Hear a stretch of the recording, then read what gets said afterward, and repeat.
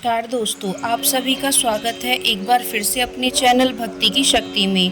तो दोस्तों आइए आज जानते हैं संकष्टी चतुर्थी व्रत के बारे में। संकष्टी चतुर्थी व्रत प्रत्येक महीने की कृष्ण पक्ष चतुर्थी को पड़ता है।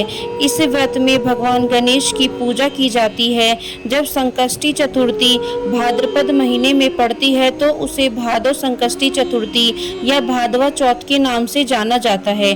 चलिए जानते हैं भादवा चौथ की व्रत कथा को। पुराने समय की बात है, एक ब्राह्मण था जिसके घर एक बेटा और बहू थे। बेटा और पिता कुछ कमाते नहीं थे, जो बहू के साथ आया हुआ दहेज का धन था उसी से अपना काम चलाते थे। जब भी बहू बाहर कचरा डालने जाती थी तब उसके पास वाली पड़ोसन उससे पूछती थी कि बहू आज खाने में क्या खाकर आई हो। तब वह बोलती थी कि मैं तो बासी और ठंडी रोटी खाकर आई हूँ। एक दिन साहूकार के बेटे ने यह बात सुन ली।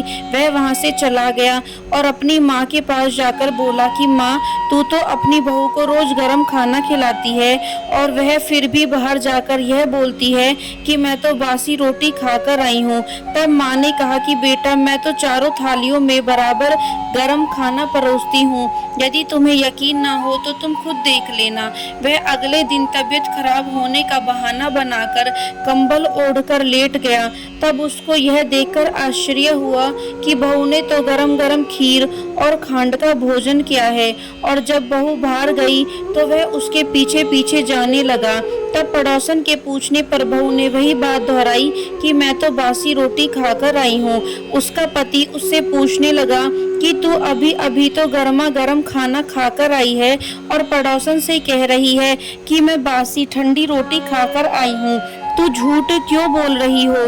तब उसकी विद्वान पत्नी ने कहा कि यह ना तो तुम्हारे कमाए हुए पैसों की रोटी है और ना ही तुम्हारे पिताजी के कमाए हुए पैसों की रोटी है। यदि हम इसी तरह बैठे बैठे धन को खर्च करते रहे तो यह एक दिन कुएं के पानी की तरह समाप्त हो जाएगा। इसके बाद उसका पति कमाने के लिए विदेश चला गया। पीछे से उसकी पत्नी 12 महीने का चौथ का व्रत करती थी। उसको विदेश में रहते हुए 12 वर्ष व्यतीत हुए। तब चौथ माता और विंदायक जी महाराज ने सोचा कि इसको अब घर बुलाना चाहिए।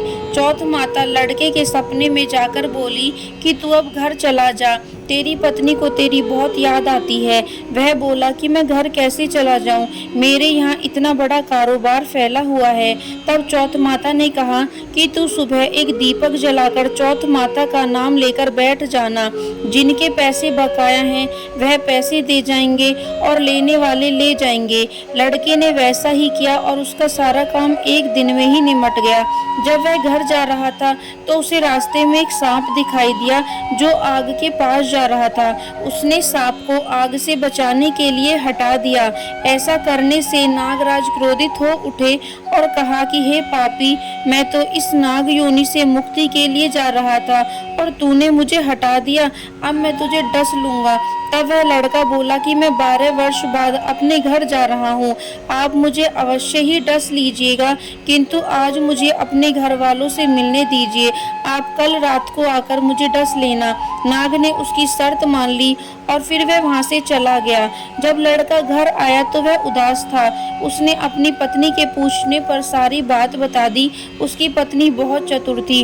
उसकी पत्नी ने एक सीढ़ी पर बालू रेत बिछा दी, दूसरी सीढ़ी पर दूध का कटोरा रख दिया, तीसरी पर फूल माला बिखेर दिए, चौथी पर इत्र छिड़क दिया, पांचवी पर मिठाई रख दी, छठी सीढ़ी पर जौ और सातवीं पर रोटी रख दी। रात को जब सांप आया तो सबसे पहले ठंडी ठंडी रेत में लौटकर आया। फिर दूसरी सीढ़ी पर दूध पीकर कहा कि मैं एक ब्राह्मणी के बेटे को डसता तो नहीं, लेकिन वचन दिया हुआ है इसलिए डसना पड़ेगा।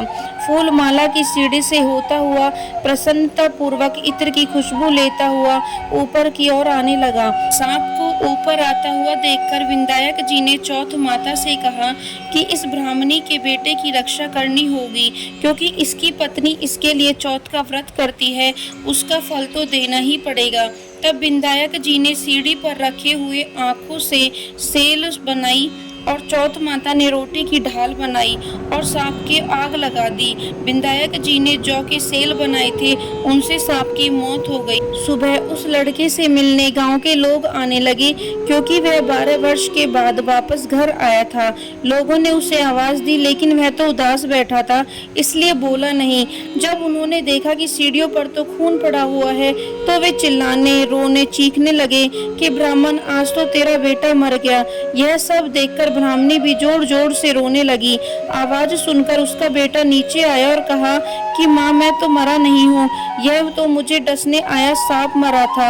यह सब देखकर उसकी पत्नी भी प्रसन्न हो गई कि मेरे पति के प्राण बच गए। उसने चौथ माता को धन्यवाद दिया और कहा कि यह तो चौथ माता ने मेरे व्रत करने का फल दिया है। चौथ माता जैसा फल ब्राह्मणी के बेटे को दिया, वैसा सभी को देना।